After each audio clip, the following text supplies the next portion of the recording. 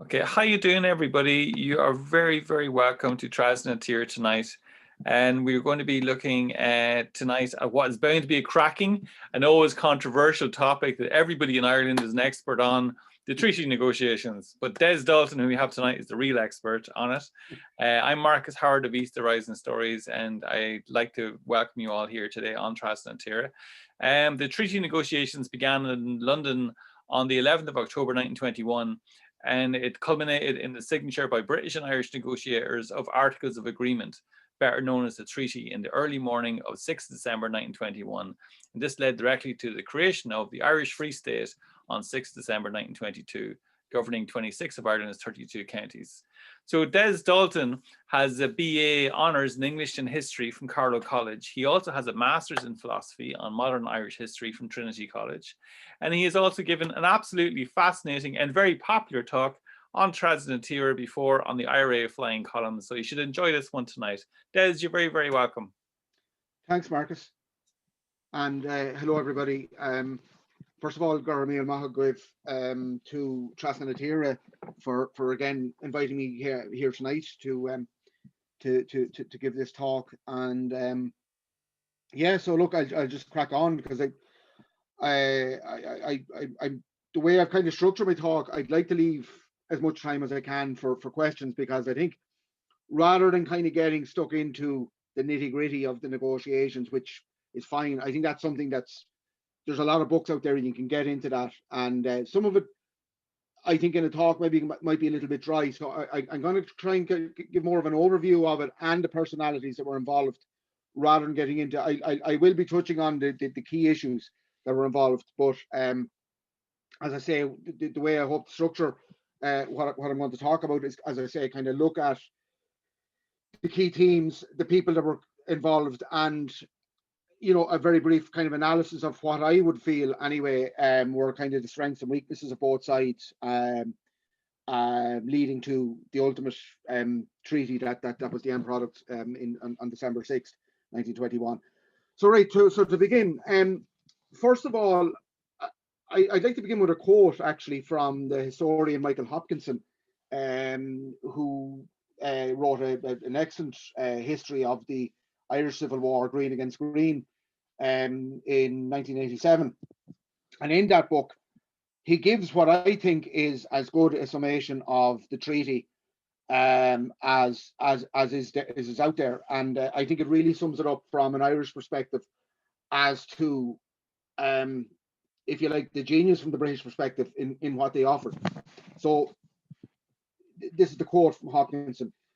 "The treaty signing was the decisive event which led to the Civil War. No document could have more effectively brought out into the open divisions in the philosophy and leadership of the Sinn Féin movement. If it had offered a little more or a little less, it may well have a unified opinion for or against it," unquote. And I think that really that sums up that the treaty achieved really in many respects, from a British perspective. It offered just enough to bring a sizable section of the independence movement over to support it, but not enough to ensure, if you like, a serious division, and one that, as they ultimately led to civil war. So to begin, first thing I'd like to talk a little bit about are the sources that are available. Those of you that have been following my posts on Facebook and Twitter will obviously recognize that quite a lot of my material is drawn from Peace by Ordeal, which was actually first published like in 1932, written by Frank Pakenham, later Lord Longford. He was one of the Pakenhams of County Longford, and he it stands the test of time. It has its critics, and there would be those who would be of a more, if you like, it's the biggest accusation against it is that it would lean very heavily towards the anti-treaty perspective. And I know that, for instance, recently I heard Colm Kenny, who biographer of Arthur Griffith, critique it for its portrayal of Griffith, and it's a fair point to make. But myself, I actually think that it's very accurate, and as I say, I think it does stand the test of time. It's literally a blow by blow account of the negotiations right the way through, and I would recommend it to anybody. I know there are a couple of publications in recent weeks dealing with the same material. Now I can't judge because I actually haven't got to read any of those or to look at them. But as I say, for anybody wanting starting out and wanted to get a good grasp of it, I would certainly recommend Peace by Ordeal. The other one is Thomas Jones' diary, Whitehall Diary. And Thomas Jones was the Assistant Secretary to the British Cabinet. He was a Welshman, and he later on became Secretary, British Cabinet Secretary, leading civil servant for over 30 years. But he was the secretary to the British delegation, basically, and he was their chief draftsman. He was the guy that was entrusted with drafting all of the key documents that were put forward by the British. And his diary is a fascinating insight. I mean, it covers from 1918 to 25. It's one of a series of diaries, but that volume 3 deals particularly with Ireland, and I've used it for as a source for looking at the Tan War period and later, and it covers right up to the Boundary Commission. And what it provides is just such a very clear, if you like, an insider's view of what's happening inside the British Cabinet room, and not just in the Cabinet room, because it's a point that Nicholas Manzer makes actually in his introduction, that it's beyond that, because you can get that, if you like, from the dry Cabinet minutes, but Jones is there in the chats that are happening before and after the meetings and so on as well, and he's recording all of that. So it's really a fascinating view. And the other one that I've drawn on, and I think again it's an excellent source, is Kathleen Napoli McKenna's account, and she is one of the few from the Irish side that are actually given a first-hand account. Now, she wasn't at the negotiating table, but she was part of the Secretariat. And again, both in her witness statement to the Bureau of Military History, but also in an excellent article that she wrote for the Capuchin Annual, the 1971 edition, and I believe they can be accessed online now as well. They've all been digitized and are available, and I would definitely recommend it. To give, it almost makes you feel like you were there. Like, for instance, she writes about the night that the treaty was signed, and she was there in Hans Place as the delegates came back from the signing, and you feel you were there, and the emotion and everything that was involved in that. And it's an amazing document, really. So again, they're sources that I would certainly recommend.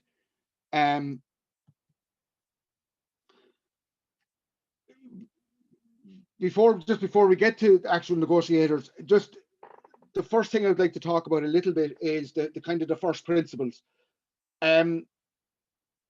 Once the truce was called in 1920, July 11, 1921, the British from the beginning, I suppose the whole dynamic of what was happening was, it was all about legitimacy, and it was about establishing legitimacy and recognition from an Irish point of view, and from the British point of view, it was about denying the legitimacy of the Republic, completely not recognizing it. They recognized that they had to negotiate and they had to bring about a settlement, but what they were determined on from the beginning was that it was not going to be full independence, and that they were not going to recognize the legitimacy of the Republic. Even the calling of the truce in itself, even describing it as a truce for the British, was problematic, and that entailed quite a bit of discussion at British Cabinet level. You had Churchill talking about that he did not want to see a document that says this form of blackguardism is to cease for X months and shall be only terminated by all contracting parties, etc., etc. In other words, that it was giving a legitimacy to the IRA military campaign. Funnily enough, Neville Macready, who was the British commander of military forces in Ireland, he was very much in favour of a formal truce, whereas Tudor, who was head of the TANs and the RIC, he favoured a more tacit arrangement, as did Lloyd George, who talked about a gentlemanly understanding. and he referred back to his dealings with the old Irish Home Rule Party and said that he talked about a previous Chief Secretary, George Wyndham, who always found that the Irish were, in that sense, were quite honourable in honouring agreements and so on. But they found the term truce problematic because, again, it conveyed a legitimacy. It conveyed the idea that this was a military campaign, a war between two warring states and two warring nations. And of course, from the British perspective, that was something that they weren't willing to concede. But ultimately, it was described as a truce, and there was a formal negotiation of it and so on. So, if you like, that battle was beginning from there. And even in terms of how the wording of the invitations to the talks, that was a point of a sticking point between both sides, with De Valera adamant that appearance, accepting the invitation wasn't a tacit acceptance of the status quo of partition, and that basically everything was on the table. Like George and company initially were reluctant to concede on that, but then ultimately, again, they came up with affirmative words which would allow the Irish to accept the invitation without seemingly conceding ground. And I was talking about how they could reconcile Irish aspirations to nationhood against, becoming part of what they described as the British Commonwealth of Nations and so on. So that was a formula to bring them in, and right through that period of time, that kind of toing and froing is going on there, and as I say, there's a constant move by the Irish to assert that the legitimacy of their state and so on, and on the British side to deny that.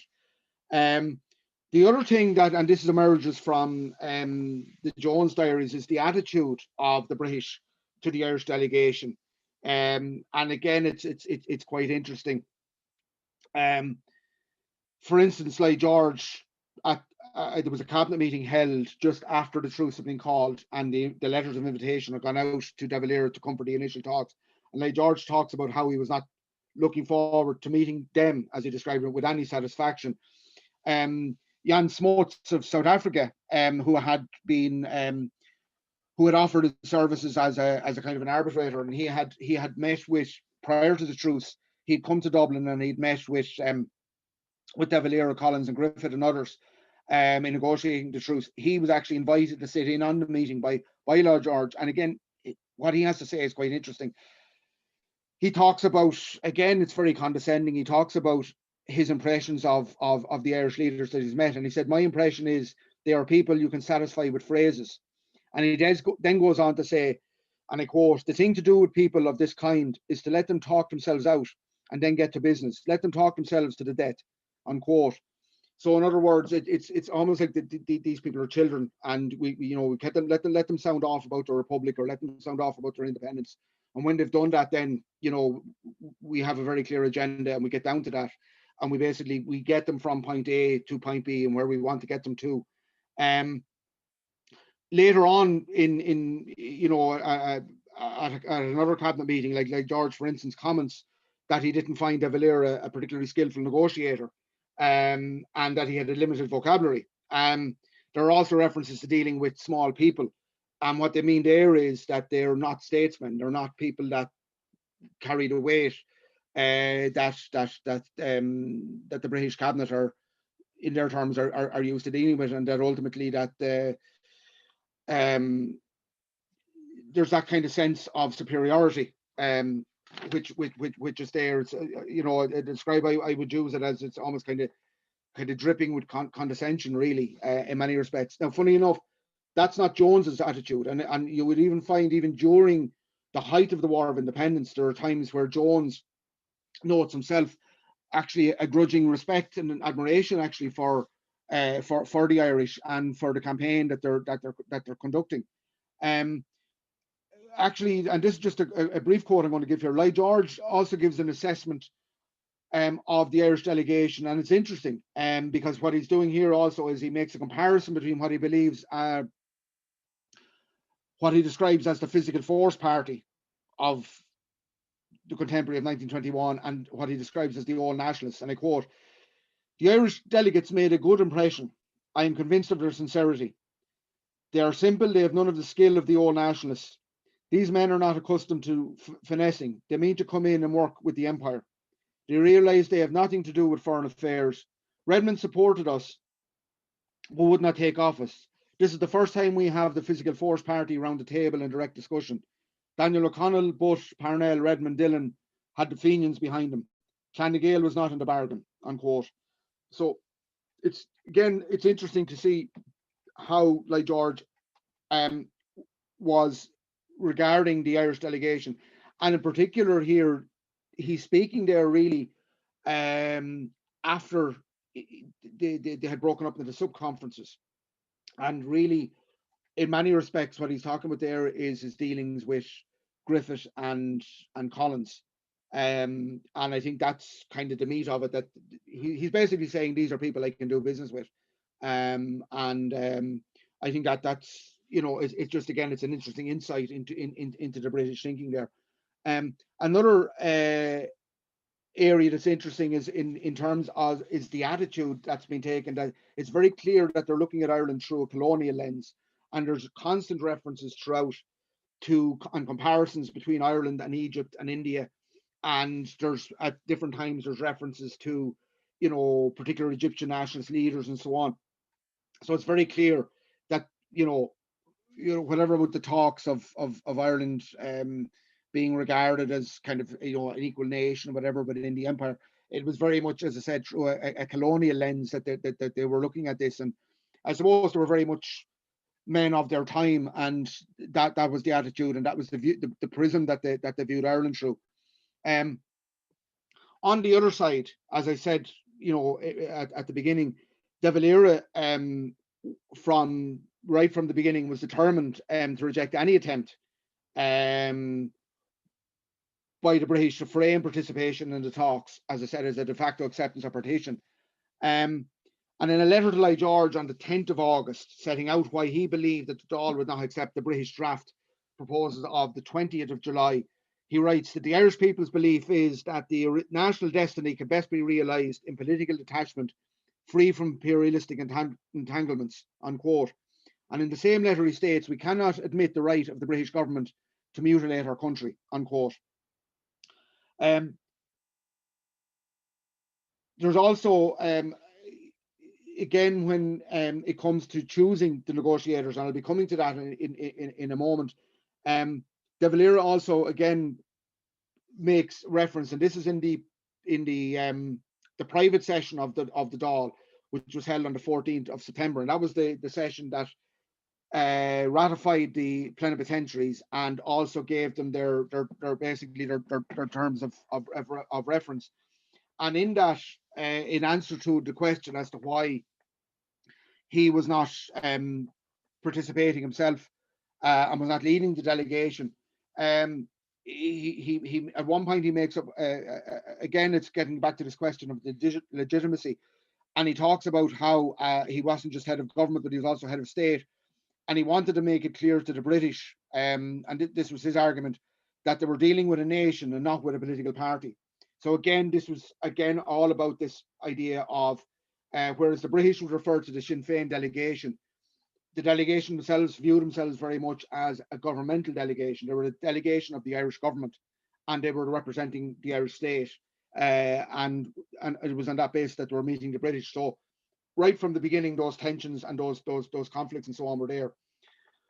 So the negotiators then, basically on the Irish side, you had Arthur Griffith, who was the chairman of the delegation, and next to him then was Michael Collins, Eamon Duggan, George Gavin Duffy, and Robert Barton. Gavin Duffy and Duggan were basically selected because of their legal expertise. They were both solicitors.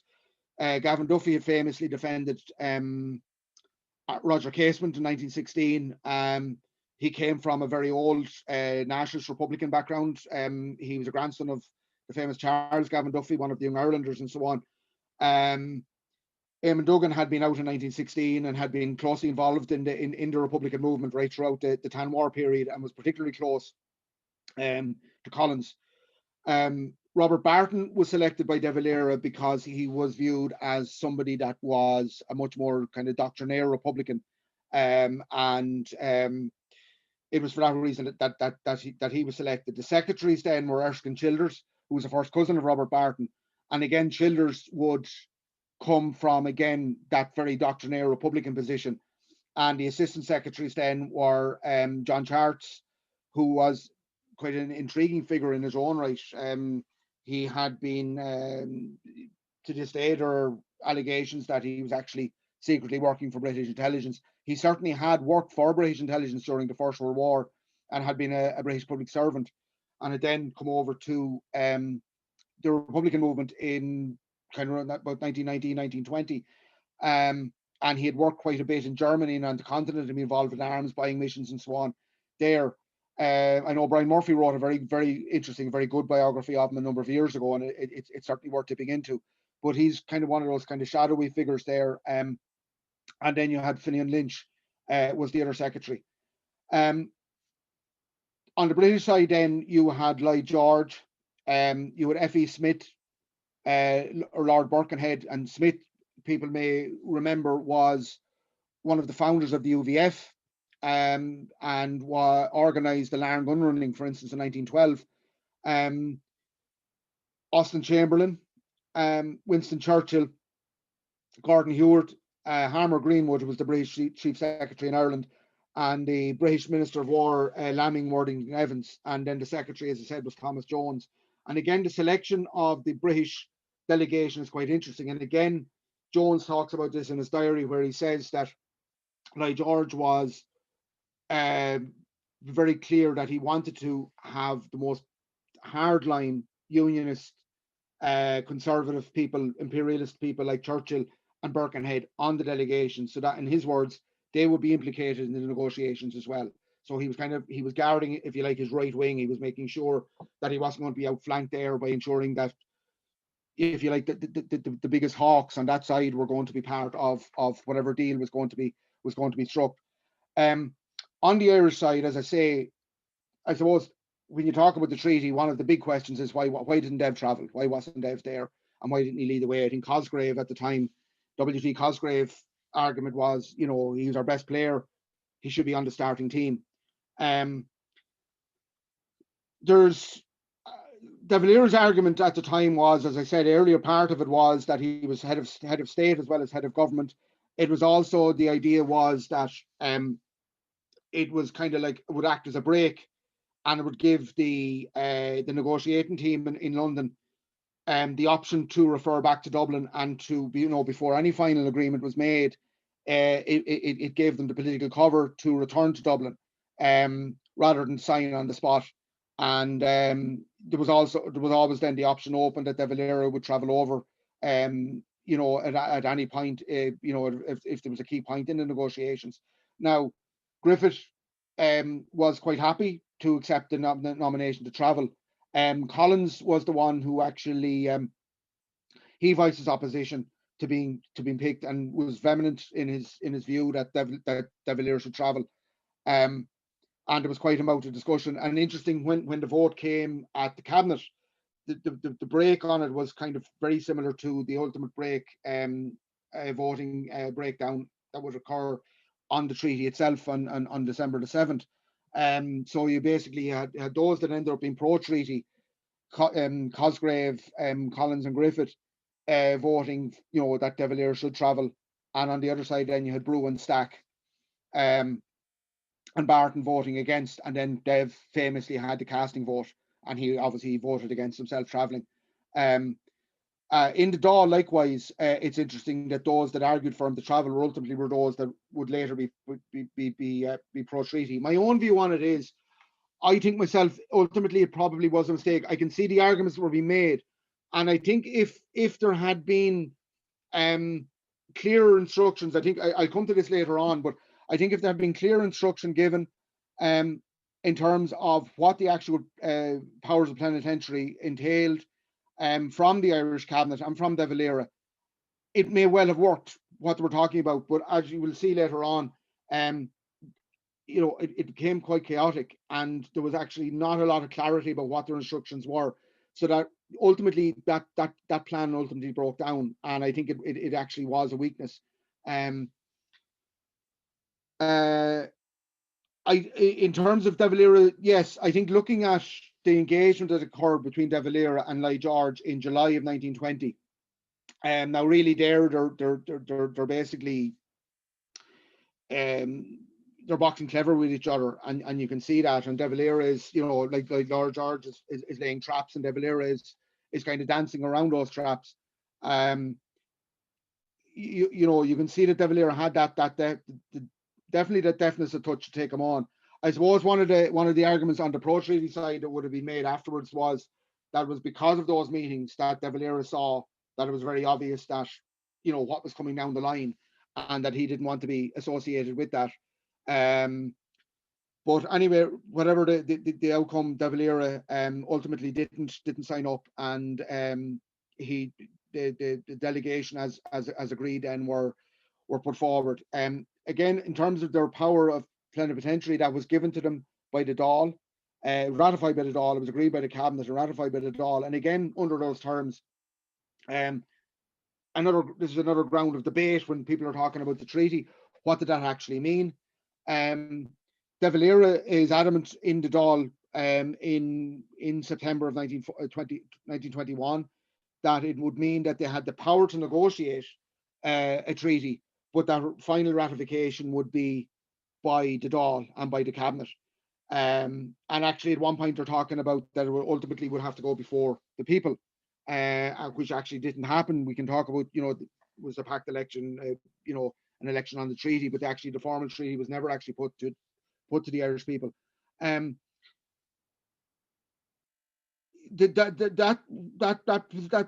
That view of them actually does hold up to a degree, because even at the final cabinet meeting in December 3rd, 3 days before the signing of the treaty, again,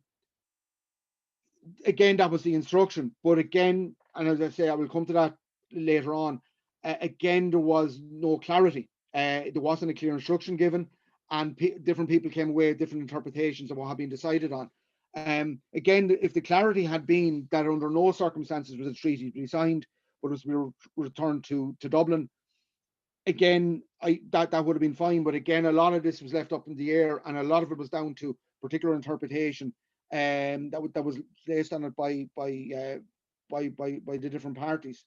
But it would be a source of ongoing tension, this sense that De Valera was kind of like pulling on the coattails of the delegation throughout. And there were a number of occasions, there were a couple of pressure points during the talks where the delegation, and particularly Collins and Griffith, were very resented very much De Valera's what they reviewed as his interference in the talks at particular points, because as far as they were concerned, they had reservations about being selected, particularly Collins. But once they were selected, as far as they were concerned, they were the people that were put in a position of leadership over in London, and they felt they resented that they were being still directed from Dublin. De Valera, on the other hand, would argue that he was president of the Republic, and that ultimately they were accountable to the cabinet. They were appointed by the cabinet and by the Dáil, and that's what they were ultimately accountable to. But as I said, it led to a lot of tension between both sides on that. The rest of the Irish delegation then comprised of people such as Desmond Fitzgerald, who was the Minister for Publicity, Dermot O'Hegarty, who was the Secretary to the Cabinet, Professor Timothy Smithy, he was a Professor of Economics at UCC, he was the Economic Advisor. You then had people such as Lily O'Brennan, Alison Ellie Lyons, Kathleen Napoli McKenna that I was talking about there. You had there was roughly, give or take, there was about 30 plus people in the background, divided between the two houses. You had 22 Hands Place, which was where Barton, Griffith, Gavin Duffy, and Duggan were based, and most of the delegation were there. And then 15 Cadogan Gardens, which was where Collins was based, with basically his people. So you had a lot of the people from the squad. You had people like Tom Cullen, Liam Tobin, Ned Bry had travelled over as well.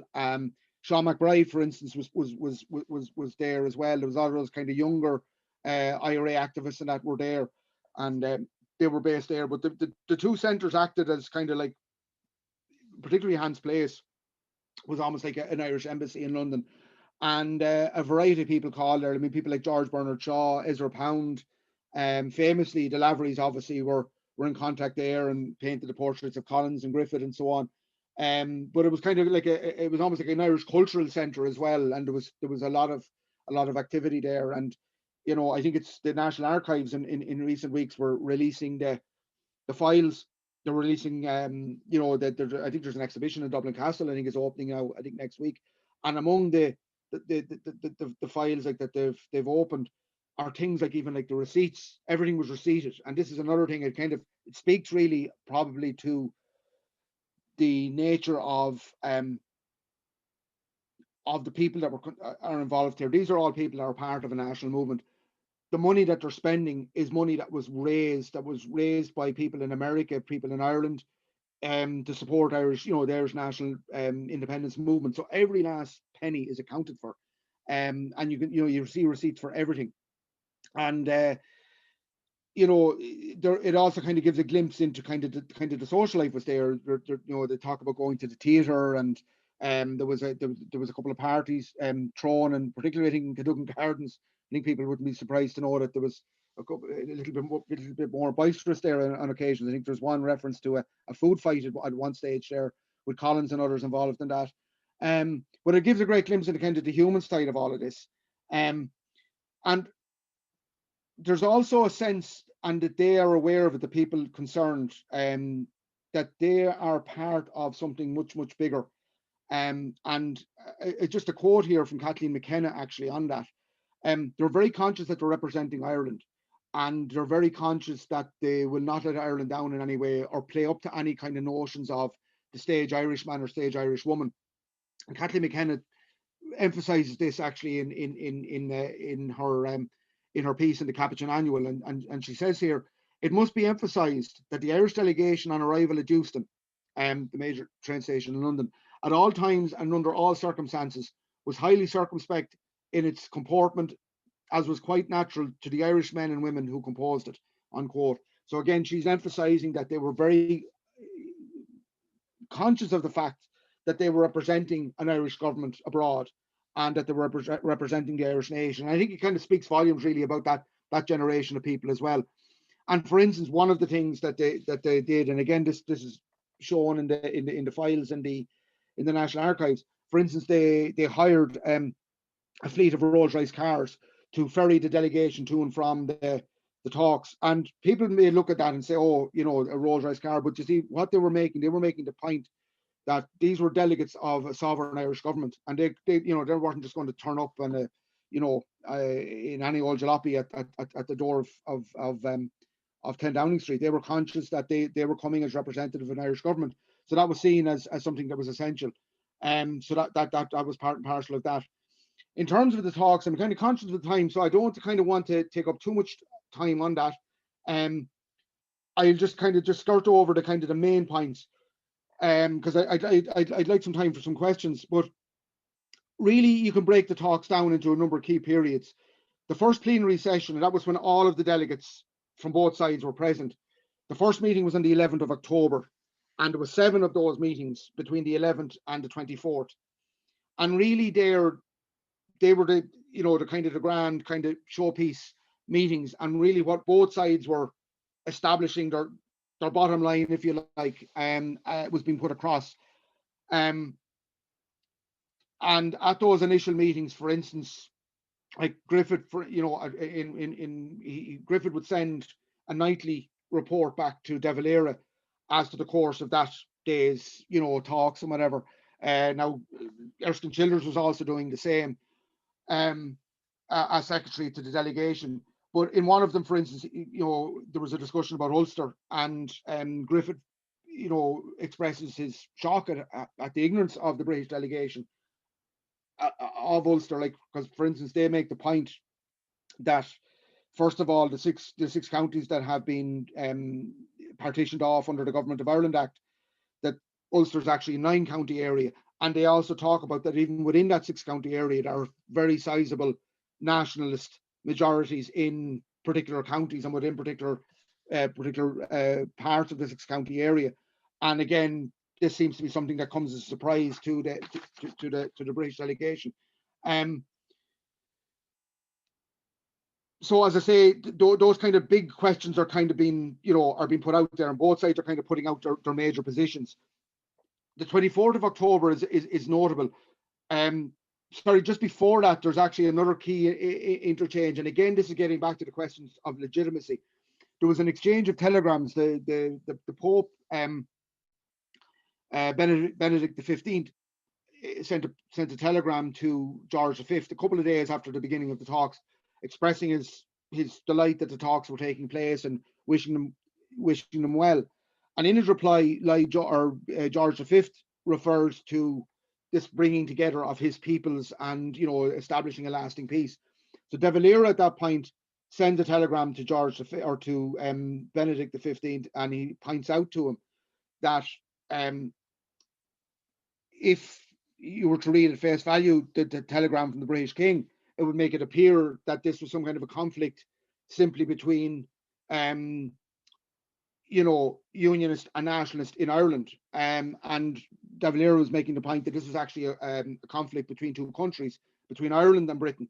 And it was actually, the demand was for Irish national freedom and independence, and that the only allegiance that was owed by the Irish people was to the Irish nation, and so on. Now, this caused quite a bit of anger from Griffith and Collins, because they felt that it was placing them in a very, very invidious position going into the talks the next day.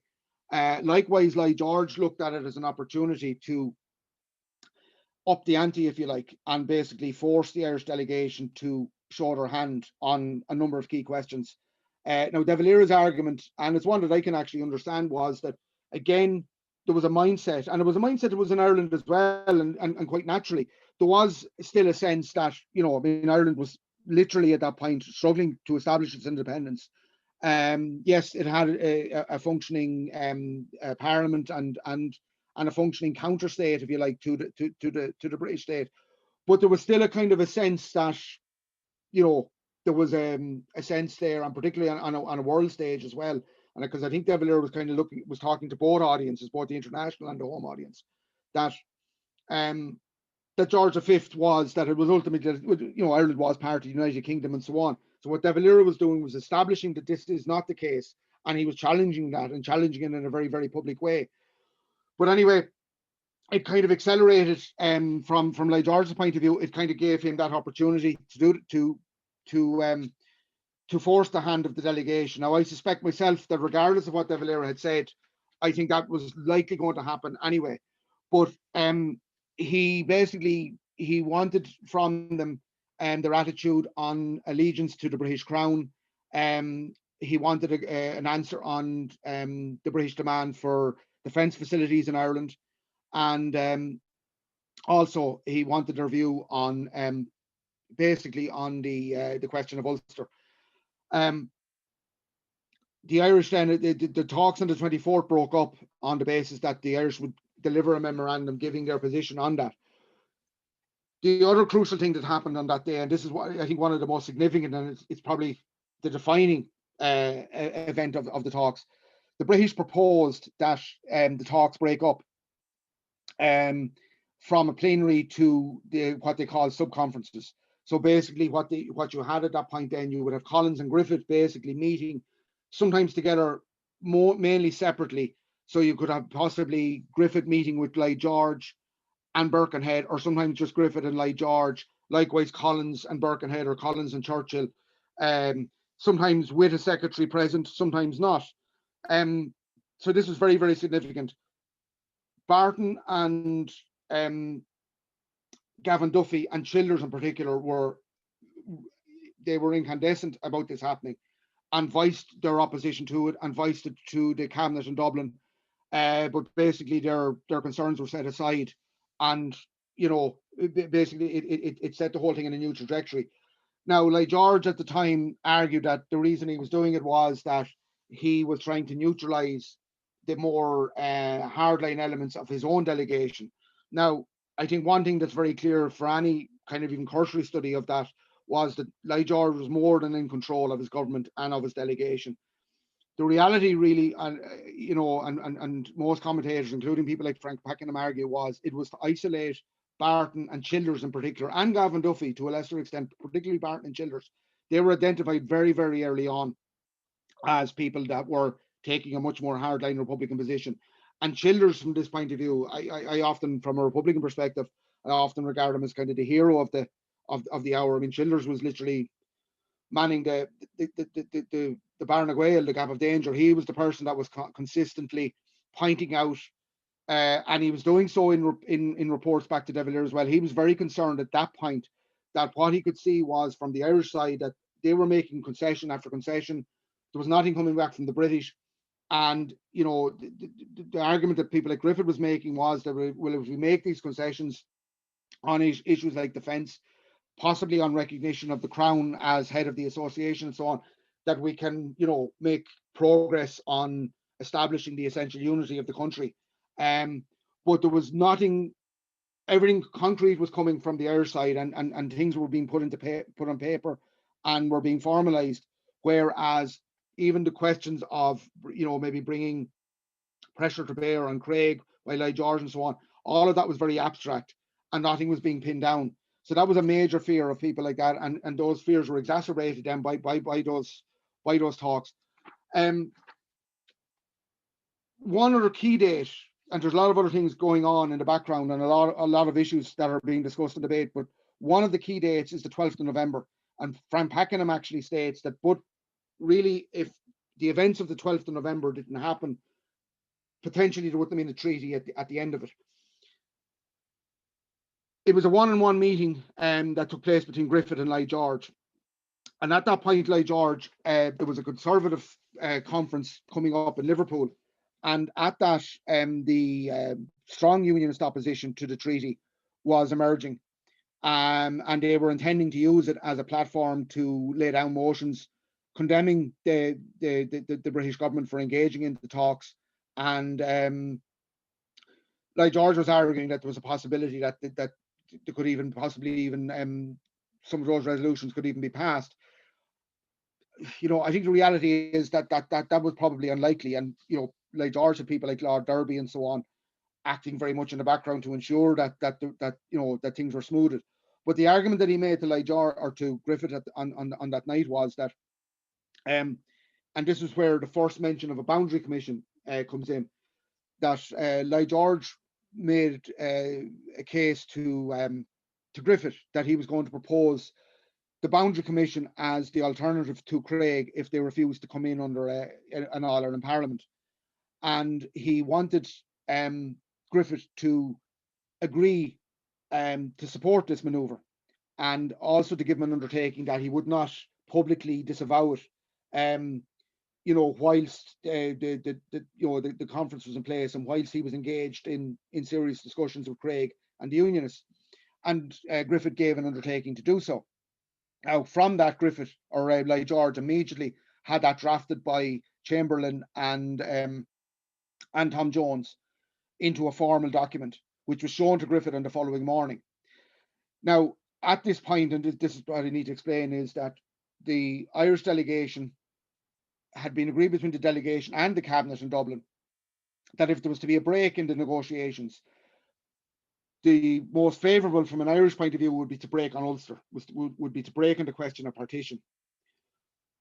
But now what Griffith had done, and whether he realised it or not at that particular time, he had now closed off that option to the Irish delegation, because he had now, as far as Lloyd George was concerned, and he had formalised it in writing, Griffith had given an undertaking, not to let him down, I think was the wording that was used, on the question of Ulster.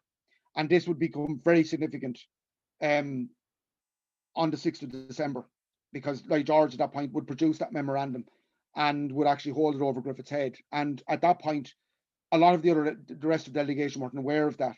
So again, that was a key turning point. And if you like, even unaware, even to Griffith, you know, it shows again the skill and the guile of people like Lloyd George.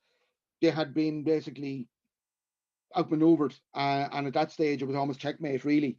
So from there on in, you were looking at the final run in then towards the final positions. There was British draft proposals put forward, and then a final draft was presented to the Irish delegation on the I think it was the 2nd of December.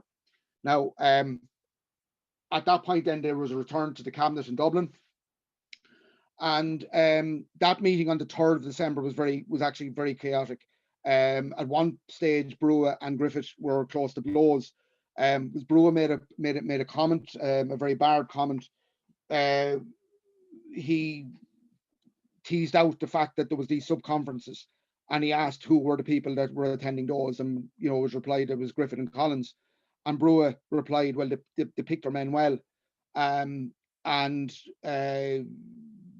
Griffith immediately exploded and asked for a retraction of this, and actually stood up and approached Brugha.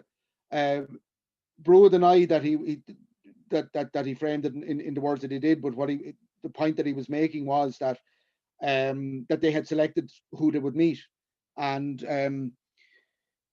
he expressed a dissatisfaction. And what he was doing, he was echoing basically what Barton and Gavin Duffy and Childers had also said in the reservations they had expressed.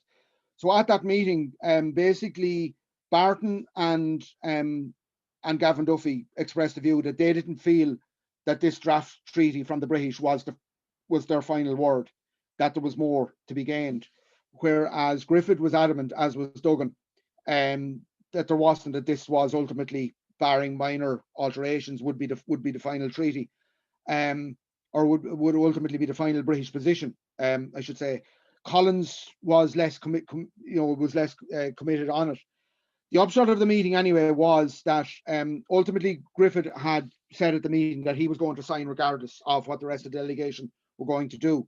And it was actually when Brugha made it clear to him that what he was doing then would be to divide the country in two and would possibly lead to a war, that Griffith relented, and he said no. He said at that stage, and he said he would be agreeable that it would go before the Dáil, because on a question of war it would be too much for any one person to take that on themselves. And he agreed then that he would come back. And the undertaking he gave was that he would not sign that document without reference to the cabinet and to the Dáil. Now, when he did ultimately sign, his argument was that because there had been minor amendments made, and there had been some amendments made to it, which were really effectively minor, that it wasn't the same document. We can argue around that, but the bottom line was that, again, it goes back to this question of the kind of the clarity that was given, and the lack of clarity, because the delegates, by the time they got back to London, they had a different interpretation as to the instructions that were given than De Valera and the cabinet had. As far as they were concerned, they had instructed them to bring the British to the final point, but then to return to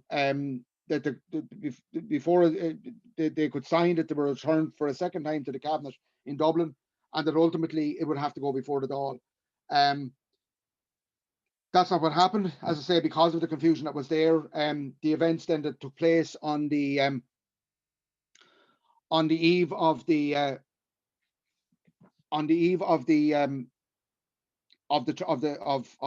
signing of the treaty were quite dramatic. There was a lot of pressure brought to bear on Gavin Duffy and Barton in particular. I think Gavin Duffy was the last to sign it, but they ultimately acceded to sign it. Just one final thing I would say as well, this is another important person in all of this, is Andy Cope. And again, his hand can be seen in the background. He's somebody that had been in contact with both Collins and Griffith going right back to November, December of 1920. And if you like, there had been all kinds of back channels going on in the background right the way through. There was kind of like a hidden peace process all the way right up to the truce. And Cope was somebody that was very, very central to that. And likewise, Cope's hand was there to be seen throughout the treaty negotiations via Duggan. And again, Duggan had been the liaison with him during that period, during the Tan War as well. And for instance, it was Cope was one of those that approached Collins and Griffith with the idea of the sub-conferences and so on. So it's interesting that he was there and that he had handed that. And he also had, he definitely had a very, very clear influence with Lloyd George and with British government policy formation. I actually, just on COPE, and just before I finish, on the issue of, you know, the question of the threat by Lloyd George of immediate and terrible war. Again, it's an open question as to whether or not that was, you know, was that threat real or not. My own sense is, and reading, you know, through the documents and reading through people like Tom Jones, I get a sense that it wasn't, because I think there's always one of the constant references that comes up when the British are deciding on if they're at a breaking point in the talks is, how will this make us look, you know, in terms of a world audience. They're also conscious of showing a weakness, but they're also very conscious of, you know, how they will be perceived in America and on the continent. And I think from that point of view alone, I think any kind of a full-scale war in Ireland was something that was, they would find it very, very difficult to justify. And likewise, Cope was very clear on that as well, and he made it very clear throughout in various memos to the British government, that his own reading of the situation in Ireland was that it wouldn't happen, and that also that at the end of the day, whatever the views of the ordinary Irish people would be, that if there was a break, the people would support the Dáil. They were not going to support the British government. And what he had actually proposed was that if a break came, that they would basically evacuate the British. This would be the British. The British state would evacuate the interior of the country, and they would basically hold the main ports, and that they would basically, it would be a holding action, and they would force, in their words, they would force the Dublin government then to administer the rest of the country. And his idea would be that that would throw up a kind of a more responsible government that they could do business with, and so on. And the reason that I think and for that reason, I actually think that Cope's word would carry there was that when the British government cabinet met in Gairloch in Scotland in September, when there was a possibility that they weren't going to accept De Valera's letter of acceptance to take part in the talks, it was actually Cope who actually swung, because the cabinet were kind of swinging, including Lloyd George, against accepting De Valera's letter, and accepting meeting the Irish government on the basis of the terms that they set out in their letter. And it was actually Cope who actually came up with a formulation of words that would make it, you know, acceptable to meet with them, that were basically the British government weren't conceding ground, but yet they were allowing the Irish side not to lose any face. And Cope's counsel, if you like, won favour there on that. And I actually think it likewise, you know, I think that you know, he represented that mindset behind Lloyd George. So I actually think that whole idea of immediate and terrible war, you know, I think you know, basically it was it was a bluff, but it was a bluff that at that stage that Griffith and company had fallen for. Plus, as I said, it was a kind of a moral pressure brought on Griffith that he had given an undertaking to sign, and so on. And again, that brings up that whole question of these sub-conferences and the weakening there. So ultimately, to sum up, what happened there was, to me, fundamentally, the contrast here was between, I think on the British side, first of all, was a unity of purpose from the very beginning. The British were very, very clear what their bottom line was, what they were willing to accept and what they weren't willing to accept. They had a clear unity and a discipline of their delegation, and that none of that was ever in question. Whereas on the Irish side, I think they weren't clear from the beginning as to what they were ultimately willing to accept. There was a very clear division, and it was evident from almost from day one within the Irish delegation. That was recognised by the British very, very quickly, and they took advantage of that. And I think even on the cabinet side as well, there was, you know, there wasn't a clear thinking. The British terms that were put forward on July 20th, they basically didn't change, and they formed the basis of the treaty that was signed on the 6th of December. Whereas the Irish position had greatly weakened from that initial draft treaty that they brought with them over on the 11th of October. And again, there wasn't clear direction. I think also there wasn't any provision made by the Irish government or by the delegation as to what would happen if there was a break and what was the fallback position.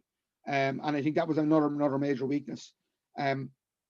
So I think, ultimately, if you like, the odds were stacked on every way. They were heavily stacked to begin with.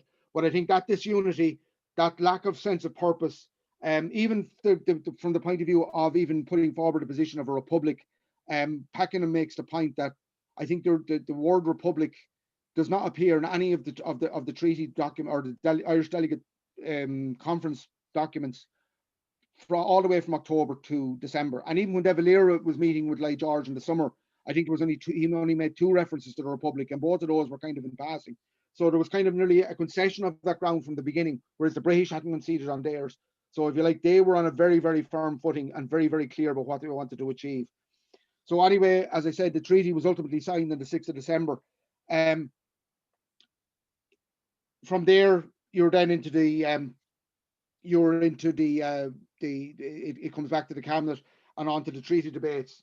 And I think that's ultimately, something for another day. But I would just like to finish just on a very brief quote here from Ernie O'Malley, where he gives his reaction to when word comes through, to his initial reaction to signing the treaty, because I think it sums up the feeling that was there evident amongst many of those ordinary men and women on the ground in Cumann in the IRA, and that sense of again, he's kind of looking back at those that have given their lives and what had they died for and so on. And there's a great sense of basically of betrayal and as to where this was going to go.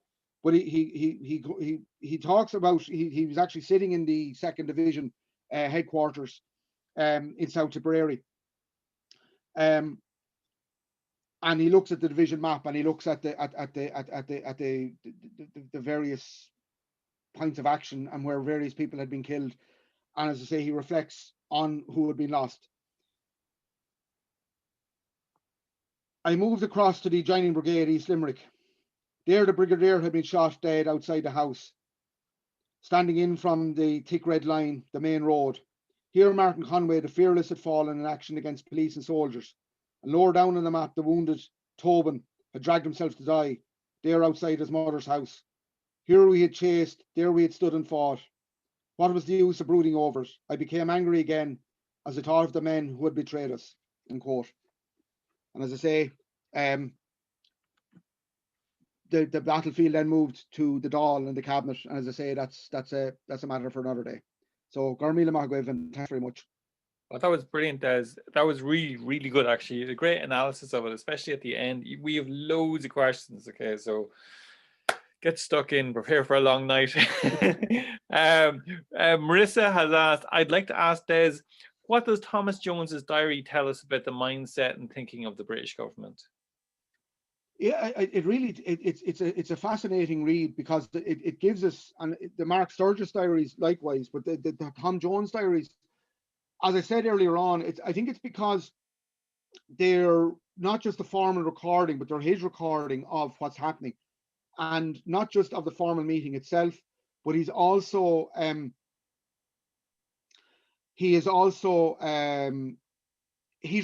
the chats and the discussions that are going on. He's having these one-on-one meetings with Lloyd George.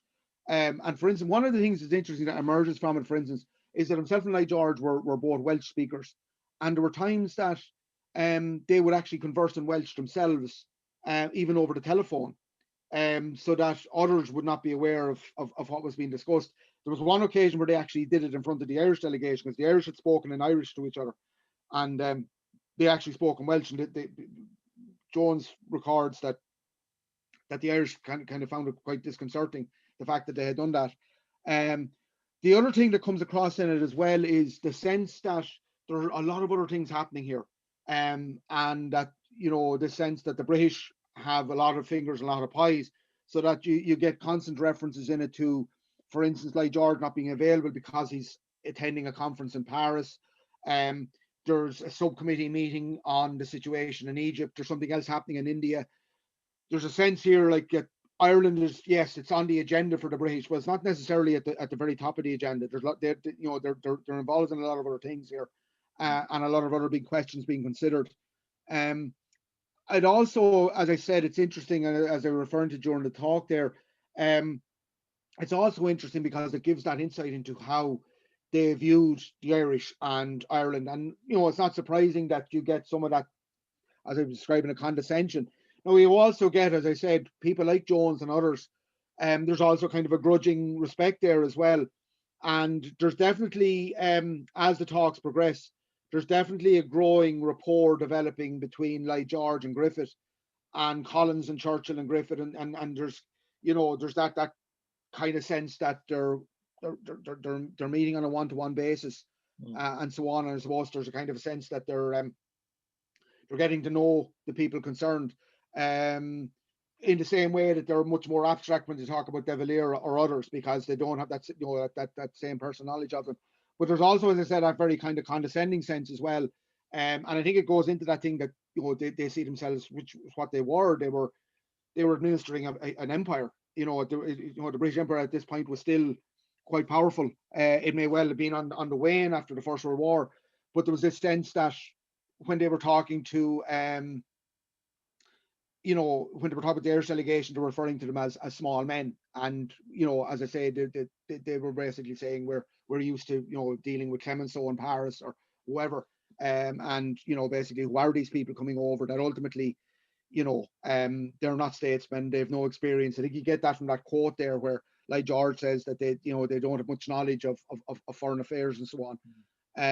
So yeah, I think the Tom Jones diaries are an invaluable source for that entire period from 1918 right the way up to 1925, and I think they really give a very powerful insight into British thinking at that time. Okay, here's a tricky one. Okay, by agreeing to have treaty negotiations in the first place, after the government of the North of Ireland was set up by the Government of Ireland Act, was that in political speak sort of like a recognition of the North before treaty negotiations even begun? Well, you see, that was again, I was referring to that earlier on. That was a point that De Valera was making in July, that in how the British invitation was worded, the initial document, the initial invitation that was sent, it was worded in precisely those terms, that to even accept the basis of the talks would be to accept the status quo partition. And De Valera made it very clear that it would be impossible for the Irish government to accept it on that basis. So then there was a kind of a fudge found where the British didn't concede anything. They weren't conceding their position, but I think the formula of words that they came up was that talks to find how best to reconcile Irish national aspirations with membership of the Commonwealth of Nations and so on, so on, so on. That was very fudged, and it kind of left that open. So the Irish then were clear that they were not de facto accepting it before they went in. Now you can argue that the very fact of taking part in those talks, it was that, but I think in fairness, from even the negotiations, it was very clear, like, that the Irish delegation, including Griffith, the essential unity was something that was very important, this is where Griffith, at one point, I think it was just prior to that meeting on the 12th of November, I think it was at an earlier meeting with Lloyd George, where he basically said to Lloyd George, we would be prepared to concede on the crown and empire, as they called it, if the essential of unity of Ireland is guaranteed. So basically, we either have unity or we have the republic. If we can't have both, then it has to be one or the other. And even Cope actually makes that point in a memo to the British government as well, and or not so much the British government but the Jones, where he says that basically you have to give them something. You have to either give them on the republic, which you're adamant can't be done, and we're adamant as a government that can't be done. Well, then they have to get something on the question of partition. But no, again, that was a major point of debate right from the beginning as to what was the basis that they would enter the talks on. Okay, and Mary McSweeney wanted to go, but De Valera had said she was too militant, and De Valera is often criticised for not going. But what about Cattle or Austin Stack? Did they ever offer to go, or not? They were asked. They were actually asked, and they were proposed at the cabinet, and both refused. And actually, even in the Dáil, at the private session of the Dáil, somebody proposed that there was no representative of the army traveling, and they proposed that the Minister of Defence Brua travel, and Brua said that he, that he wasn't willing to travel, that he had other he had other matters and business that he had to attend to, and he refused, and likewise Stack. And again, all of that was a point of contention later in the debates in post the signing of the treaty. Okay. Brian has asked, why were the delegates made plenipotentiaries? Well, again, that was again, this comes back to this kind of lack of clarity that was there, and lack of it's as if, and maybe that was deliberate, but if it was, then it badly backfired on De Valera or whoever. But there was definitely a lack of clarity. I can see the argument that we're making, and when the Dáil appointed them as plenipotentiaries, and it actually states it, that it was to give them that power to negotiate. But it was also, again, this is where there's kind of a dual thing going on. Again, it's about legitimacy. The idea was that if they were appointed as plenipotentiaries of the Irish Republic, that the British, by accepting them as plenipotentiaries, were giving a de facto recognition to the Republic. And Jones actually even comments on that. Now, Jones says that basically, like George, as he did with a lot of things, he just fudged it. When they handed over their letters of accreditation or whatever, he didn't make any deal about it. He basically just accepted letters and they were laid, and there wasn't kind of any kind of formal acceptance of them, if you like.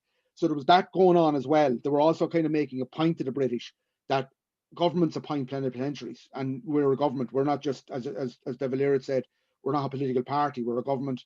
It's a nation that's being represented here, not just a political party. So there was that happening as well. I think the major problem, I think you're talking about playing with words here to a degree. Yeah. I think the big problem was that lack of clarity of instruction. Yeah. What was to happen, and that came up. Ultimately, it came to a head at that cabinet meeting on the 3rd of December, where there was no clear instruction given, and it meant that on the night of the signing of the treaty, then Dublin and the delegates in London had two different interpretations of the instructions that had been given to them. And I think again it all falls back to that. And you probably have answered this actually just there, but did the delegates make any effort to phone back to Dublin to double check what they were agreeing to, or did they crack under the pressure? Oh, well, like throughout, there was numerous times that they did. Like there was a couple of key breaking points, and there was actually one occasion I referred it briefly where De Valera had written strongly on. It was when Griffith had reported that he was willing himself to give a letter of undertaking to Griffith or to Lloyd George, a personal letter. Yeah.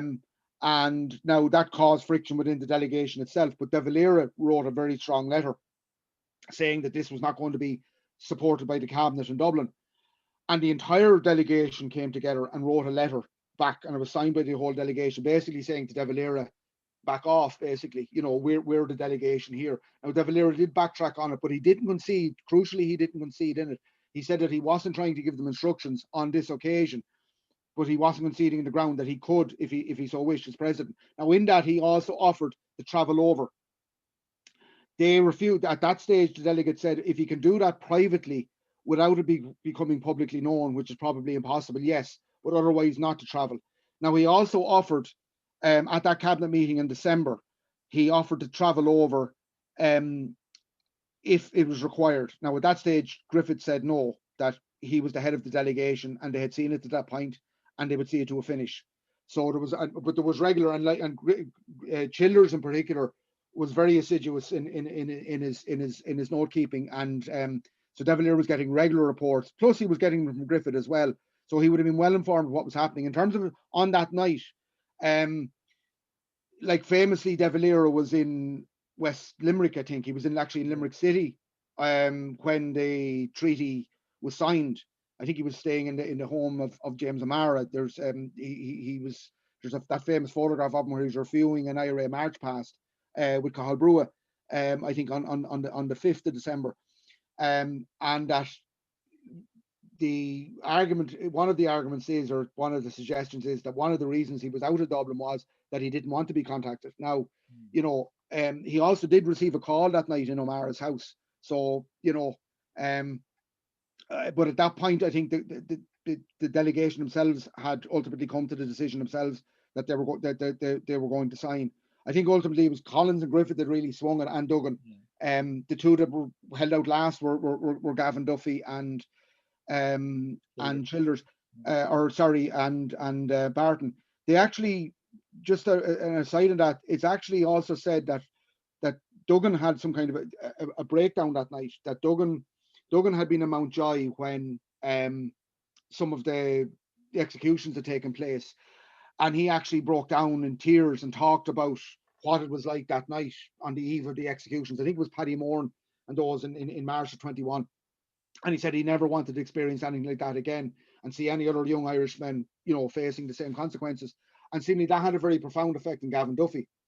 And it actually swung Duffy. And at that stage, Childers had been working on Barton to kind of stiffen his resolve not to sign. But then when it was clear that the rest were going to sign, then Barton felt he was honoured bound as a member of the delegation then to amend his name to it. So it was, it was a very emotive time, as you can imagine. One thing that I've read about De Valera was his love of Machiavelli. So my next question is, was the reason maybe De Valera could stay at home in case the treaty negotiators didn't deliver, and then he'd be able to renegotiate from a position of strength, like with document number 2, for example? Well, yeah, and De Valera again made that argument at one point, and again, this is where it goes back to this kind of lack of cohesion and kind of lack of any kind of clear direction, because all of that falls apart. That all works well once there's a kind of a clear instruction there. The delegates know exactly, everyone's on the same page basically. And if the delegates had returned without signing the document, you were into a situation then where that could be dealt with in cabinet, and you could possibly go back and reopen negotiations, or failing that, negotiations break at that point for a period and whatever happens. But because of that lack of clarity, what happens is the treaty signed, and that if it was a Machiavellian plan on De Valera's part, it comes apart at the seams. Yeah, and the cracks, like, was the cracks always there in the treaty negotiation team, or does it happen maybe after Arthur Griffith, or was there cracks beforehand? I do think that there were. I actually often I argue that in many respects the Republican movement at that time, the national independence movement, was a very broad church, and in some respects, some of those fissures can even be traced back even as far as 1919 and even earlier. Like there's even a whole IRB tension, and I actually even referred to the IRB there as well. They're another constituency that people like Collins, for instance, he was reporting not just to the cabinet, but he was reporting to the Supreme Council of the IRB as well. Yeah. They were another constituency that were there. Like people like Stack and Brewer were vehemently opposed to the IRB from a very early stage, as was De Valera. I mean, their attitude was post 1916. There was no need for any more secret societies now. We have an open revolutionary organization now, and then particularly when the Dáil came into existence, and there was tensions there all of that time. And obviously someone like Griffith made it very, like from day one, Griffith wasn't a doctrinaire Republican. He was very clear on that. And he represented that certain constituency that had come into the broad Sinn Féin movement in 1917. And he made that clear, as I say, from day one. So if you like, yeah, you could see it in the delegation there, that demarcation line was there. And funny enough, regarding Collins, and again, I meant to talk about this during the talk as well, but I just reference a little bit. There's this kind of myth about Collins, that Collins was this great unknown to the British, and he was seen as this hardliner. I think even in July of 1921, there's references at the cabinet meeting where Lloyd George is talking about De Valera's problems, the people that he would have to deal with. Yeah. And he makes it clear that Collins is one of the moderates because of the fact that I was talking about Andy Cope. The British, there's this myth that Collins was this kind of the Scarlet Pimpernel. The British didn't know anything about him. They didn't know what he looked like. Collins was meeting with people like Andy Cope from around December 1920.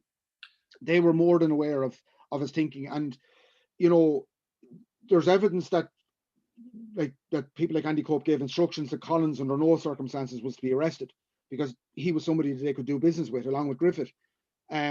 So I think when that treaty delegation was put together, I think you could see that Collins and Griffith were almost kind of natural allies at that stage, because they'd been working in tandem really since the previous 6, 7, 8 months, and were very much on the same page. Regarding then and that's why, as I say, someone like Barton was brought in by De Valera to kind of even that up. But as I say, yeah, those demarcation lines were there.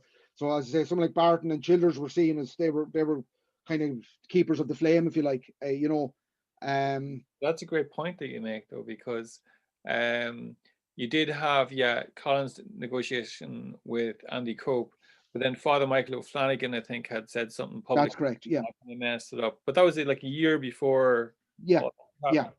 Yeah. So I'm just going to read out a comment just from somebody. Jono has said Dev made a mistake, no doubt. I've no doubt they were all tired from fighting. Okay, just another question. Were the UK government all in agreement, or was there cracks there too? Well, there were people within the UK government, or if not the government itself. Again, this is something that needs to be remembered. We were talking about it just before the show, like the fact that this was a coalition. Yeah. And for instance, like Lloyd George was leader of the Liberal Party. The Liberals were very much a minority in this government. I think it only lasted something about 6 months after this, and that government fell. So that there was a few constituencies there, and there were what Lloyd George referred to as the diehards. There was definitely a very strong, there was a strong constituency there, both within Parliament and within the wider party, that were opposed even to any kind of talks taking place. But I think within the government, no, I think he had his government very much on side. But they were constantly, like for instance, Birkenhead was dispatched to that Tory conference on the 17th of November, to kind of shore up the position there. But now, in the meantime, Lloyd George had put people like Lord Derby working in the background as well, and they were working on that constituency. They were basically giving them assurances that whatever happened, Ulster wouldn't be coerced into anything. That if there was Dominion status given to the 26 counties, that the 6-county state was secure, and that there was nothing would happen there against their will. And that was very clear. There were, like George and Tom Jones and Cope, all adamant about that under no circumstances would they be able to sell any coercion of the North into a new Irish state in England, and within that particular constituency, that there was a lot of other issues that they wouldn't be prepared to move on, but that was something that they would have been adamant about. So there was definitely, he had a certain constituency there. I think he had much more control over it than he pretended to the Irish. But there was still a constituency there that needed to be shored up. So Pat has asked an interesting question. Were people aware that a republic wouldn't be on offer then with the treaty negotiation? I think that, like, well, I think from the attitude of people like Barton and Childers, Stack and so on, I think they were very clear in their minds, as far as they're concerned, that the republic was declared. It was an existing reality. I think, going back to what I was saying earlier on, I think the fact that I think De Valera, again, he played kind of both sides on this, like, and that's very clear even in his talks with the British. He talks about, this is where his whole external association idea and all that kind of comes in, and he's trying to kind of bridge the two sides of this thing. I think there was definitely, judging by the reaction of people like Ernie O'Malley and that on the ground, as far as they were concerned, it was the Republic or nothing. That's very clear from people like Mark Hummerford and the attitude. If you read their accounts and their testimony of their reaction to the treaty, many of them were shocked at this. I think among the general public, and this was a point that Frank Pakenham makes, because of the lack of clarity from the Irish side of what was their bottom line, what was their demand. The British were very clear: under no circumstances were they going to concede full Irish independence. That a republic was just not on the table as far as they were concerned, and that was right from July right the way through to December. Whereas the Irish were, the Irish position was much more up in the air, and so that became, it kind of normalized people on the ground, if you like, the mass of people on the ground, and within the mass of the media, that really a republic is probably not going to come out of this. We're looking at some kind of, like, Dominion status became kind of the, in common parlance, it became really very, very, that was the term was being bandied about a lot. And I think it kind of conditioned people to that idea that, a republic would not come. But in terms of the hardcore activist base, for a lot of those, no, I think they were determined that it was a republic, and they were actually quite shocked. I mean, people like O'Malley actually wanted to meet the delegates coming from the boat and arrest them coming off the boat. And De Valera, obviously, he voted that they be sacked from the cabinet. Now that was voted down. I think Cosgrave and O'Higgins urged that they be allowed come and address the cabinet first before any action be taken. So it was, yeah, there was sorry, go on. there was a lot of, yeah, there was a lot of things going on in the background. So yeah, I think there was kind of two audiences, if you like, but definitely within the activist base, there was definitely a core of people there that as far as I'm concerned, it was a republic was on the table. Okay. You saw me on Easter Rising Stories. I was putting up a load of posts to do the treaty debates. One thing that was interesting was the oath or Dominion status always came up. The Ulster didn't come up as much. Do you think there was a reason for that or not? Yeah, well, I've heard this argument being made that somehow or another, that for a lot of what would have been described as the more doctrinaire Republicans, that it's, you know, from the treaty debates and so on, that their objections were not on partition. It was on issues of crown and empire. It was on issues of, you know, republic or dominion status. And I think one of the things that ignores is the fact that, and this is for both the pro and anti-treaty side, a lot of them felt that with the boundary commission, that it was far from an ideal situation, but they felt with that concession that there was a very strong possibility that Fermanagh and Tyrone, for instance, were actually going to be brought into, if there was a redrawing of the boundary, they would be brought in to do the new Irish state. So, you know, you would end up with a 28 county state, and that would effectively leave the other four not viable as an entity. That, you know, within 10 years you would ultimately have an Irish unity. So really the big question then was, you know, were we going to have a 32 county independent Irish Republic, or would, you know, so for them that made it Irish independence all the more important, that republic be established and so on. So that's why the predominance of contributors to the Dáil debates were concentrating on those issues rather than the treaty, or rather than partition. You can see that even in the, as I say, in the negotiations themselves, there's a heavy concentration on partition and on the effects that would have, and the fact that the essential unity of the country was just, you know, I mean, De Valera in his earlier letter talked about Ireland being mutilated, and that it was something that couldn't be countenanced by any Irish government. So, you know, I think, again, I think that's a misnomer, that this idea that partition wasn't important. I think basically they had put all their eggs in the Boundary Commission basket, and unfortunately, as was to be proved later, that was very misplaced confidence in that particular body. But I think that kind of allayed those particular fears on the treaty. But I think, sorry, just to finish that point, I think it also it added to that sense of abandonment later on by the nationalists in the six counties, that sense that they had been abandoned by Dublin and had been abandoned by that kind of southern republican, you know, position. And I think that you know, that sense remained there. I mean, it was still very evident by even in 1969-70. That was that was something that was very much, you know, I think that became part of the Northern nationalist narrative, that sense of abandonment, and it came from that period as well. Great point. Patrick Kilfeather has a comment than a question. Traveling over and back by boat was surely stressful, but obviously necessary to ensure the confidentiality of communications. I've assumed the phone was not used because the British Secret Service, who were keeping the Irish delegation under constant observation, would have been assumed to have been tapping all phones. Good point. What was this? Just another question. What was press coverage like during the treaty negotiations? Like, did it help or hinder negotiations? I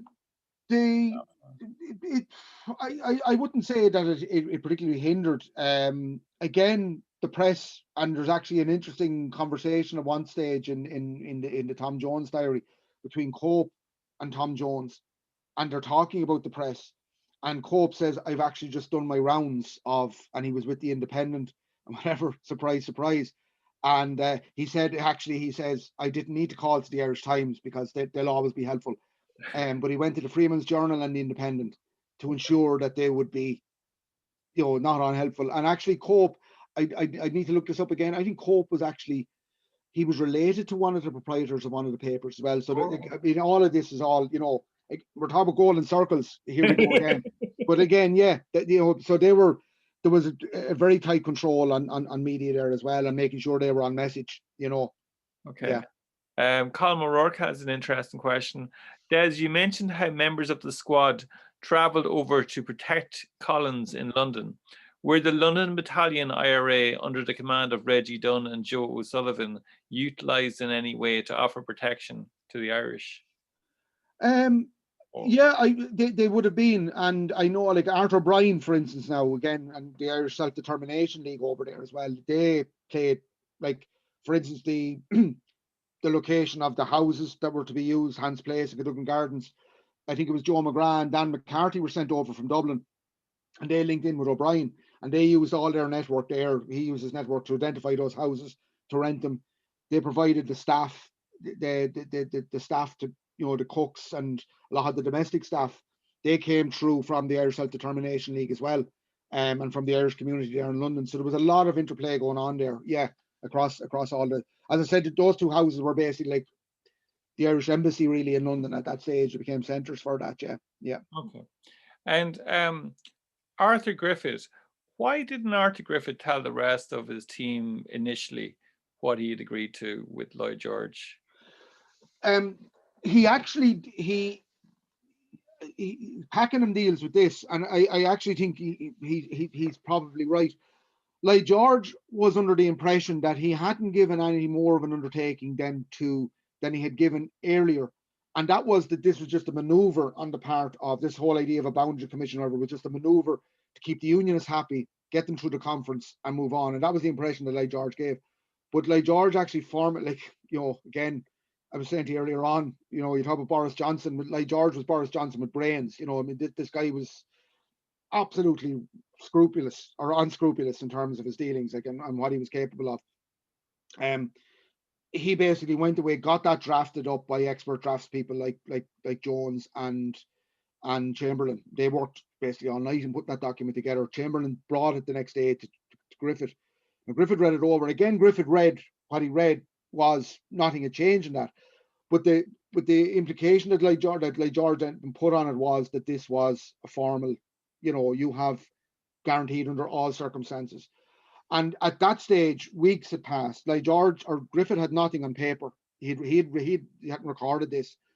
The Brits had, and Lloyd George at that stage, Griffith then felt that he couldn't, if he had given the undertaking, and he had to honour it, and Lloyd George played on that. He didn't inform De Valera. He had informed De Valera of what what had been discussed with Lloyd George, but he didn't discuss the letter because, as far as he was concerned, that's what it was. I think there's an element of truth of what Packingham is saying there. I don't think there was any kind of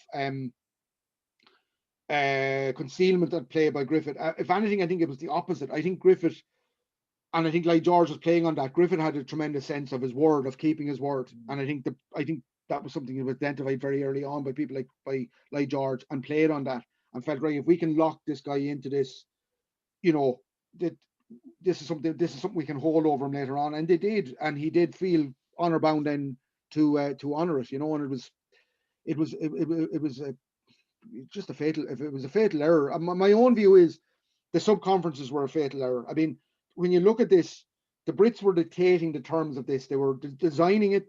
Like George chaired the thing. The thing was held in London, first of all. The talks were held in London. Like, if you look at, say, people like the Viet Cong later on in the 1960s, when they met with the US government, it was in Switzerland. It was on neutral ground to begin with. Like, so it was in London. It was in Downing Street. Like, George chaired the meetings, and they designed the meetings. Like, they came up with the idea of the sub-conferences and so on. So they were basically, they were pulling all the strings here. And actually, just an interesting point, and this is the first time I've actually even said this in public, but a very senior Republican who's no longer with us, but he actually told me that in 1972, when when the IRA delegation were going to meet with Willie Whitelaw and so on, that Sean McBride, and McBride had been, as I was talking about earlier on, McBride had been on part of the wider delegation. He'd actually been on Collins' staff in 1921, that he actually sent word through to the IRA Army Council to say to them, under no circumstances allow your delegation to be separated. He said that was one of the fatal errors was made in 1921. And Daithí O'Connell actually said that when they went into the room, the first thing that Willie Whitelaw said was, Mr. O'Connell, do you want to come and sit beside me? And they made it clear, no, we sit on this side of the table and you sit on that side of the table. So even that idea of the separating out, again, to isolate what they perceived as the more hardline people, the Bartons and the Childers and so on. Again, it was basically, like George was doing what he liked, and he was designing this how he wanted, and he was isolating the people that he wanted to isolate. So in many respects, I mean, the thing was kind of a fait accompli almost from, not quite from day one, but not far from it, Yeah, it's a real game of chess though as well. With their like it was absolutely. Brian has said, would it be because there was the threat of war that they didn't sign that they signed?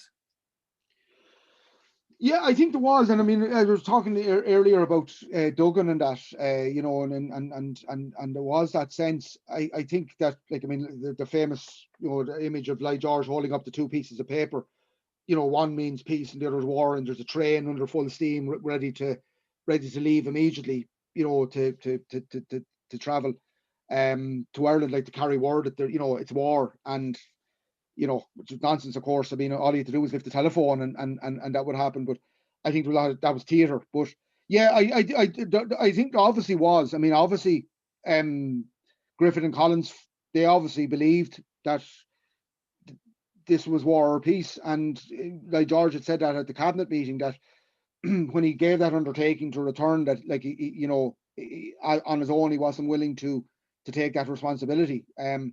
So that there was definitely a sense that this could result in war.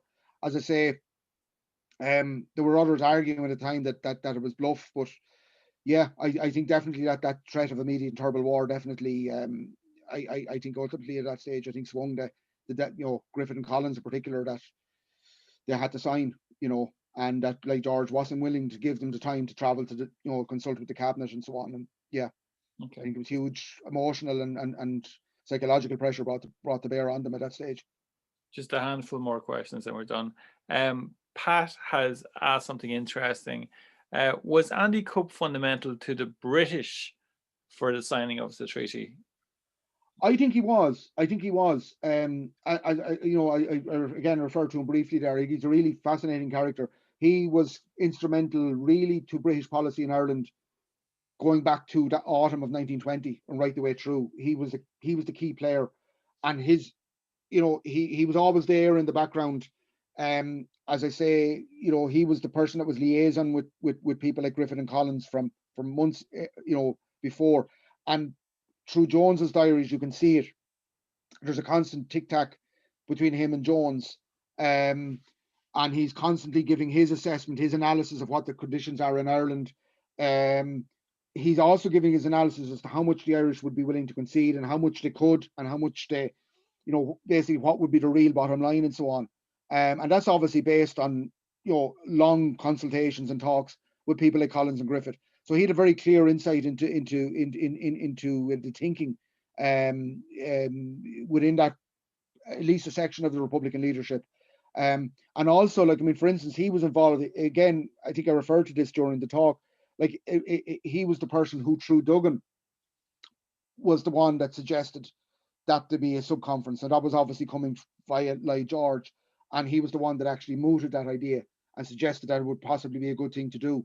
There was other occasions where, again, like I think he pressed on Collins through Duggan and through Jones on the eve of the signing of the treaty. Like George basically wanted a one-on-one with Collins, and Collins hadn't been willing to do that at that stage, and he actually made the approach and actually persuaded Collins, or through Jones persuaded Collins that this, to have that meeting with Griffith. I think they met on the morning of the 6th, I think it was actually. So yeah, he's a very important figure. And as I said to you earlier on, you can see it even in that cabinet meeting in the September of 1921, where they actually were swaying against accepting the new letter from De Valera as the basis, because basically De Valera was reaffirming Ireland's, national independence, blah, blah, blah, in the letter. And, like George felt, we just can't accept this. And it was actually Cope who came in and actually proposed. I think it was Chamberlain who actually drafted a letter, but it was Cope who actually made the argument that, look, you don't have to reiterate exactly the British position. Just say, as we have already reiterated, it's there, and make it implicit that you will be meeting in those terms, but we're not going to force you under that particular yoke. We'll accept your letter on face, and we'll continue from there. But he pressed on him, and that actually swung it. Like George, there was a break. The cabinet broke for lunch, and when they came back after lunch, like George had obviously reflected on Cope's advice and on his memorandum, and they actually swung the other way. So he was a very influential figure there, and obviously what he had to say had a big input into the formulation of British policy in Ireland. Okay. Now I know you're giving another talk in January about the treaty debates, but the treaty was put to a vote in the Dáil. And even though there were plenipotentiaries, the Dáil still had to agree on it. But how did opinions swing after the signing of the treaty? Like, were they all in favor initially, or were they all against initially, or was it? I think again, it was a mix. There were some initially for, and then within days changed when they read the full terms of it. There were others that were immediately in support. There were people like obviously IRB people. There were people who, again, personalities came into this. There were people that were willing to, what's right for Mick Collins is right for me kind of thing. And then there were others on the other side who were swayed by people like De Valera and so on. And then there were, people like O'Malley and so on that just, they were doctrinaire Republicans. So there was a mix of views there.